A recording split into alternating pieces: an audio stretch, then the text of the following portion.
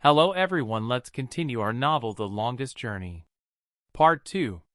Lena was born in the aftermath of a snowstorm.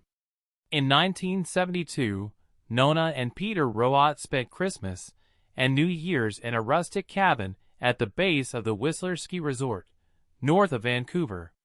Nona was 9 months pregnant with Lena and had sworn to press pause on skiing. She was due any day. As a family doctor and a pioneer of preventive medicine who'd publicly supported midwifery decades before it was recognized as a medical profession, she knew how to take care of herself and her unborn baby. But a New Year's Eve storm delivered so much fresh powder that Nona couldn't resist. At the end of a day on the slopes, she went into labor. Lena was born just after midnight on January 2, 1973. It was a fitting entry into a family that prioritized outdoor adventure. Ruby and Lena learned to ski by the time they were school age. Soon they were carrying their own backpacks on multi-day trips on Vancouver Island's rugged West Coast Trail, through rain and mud and mosquitoes. With such activities came risk. When Lena and Ruby were in middle school, Peter took the girls on a winter backcountry trip. He taught them to dig a snow cave and melt water with a stove, which Ruby said released so much carbon monoxide they nearly suffocated. A few years later, as the family returned with friends from a wilderness hut in the Tantalus Range, a torrential storm brought flooding that caused Lena and another girl to be swept off their feet as they crossed a swollen creek.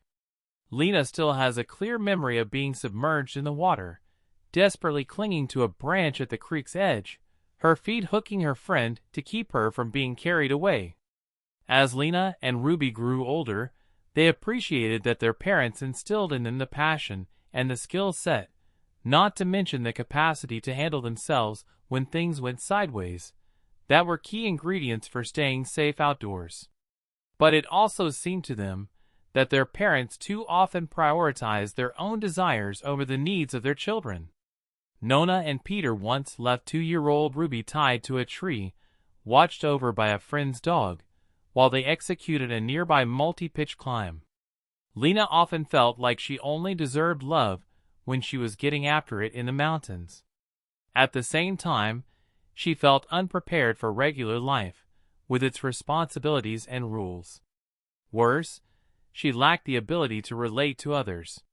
Lena struggled to connect with people beyond her family. She had few friends growing up. Things briefly improved during college.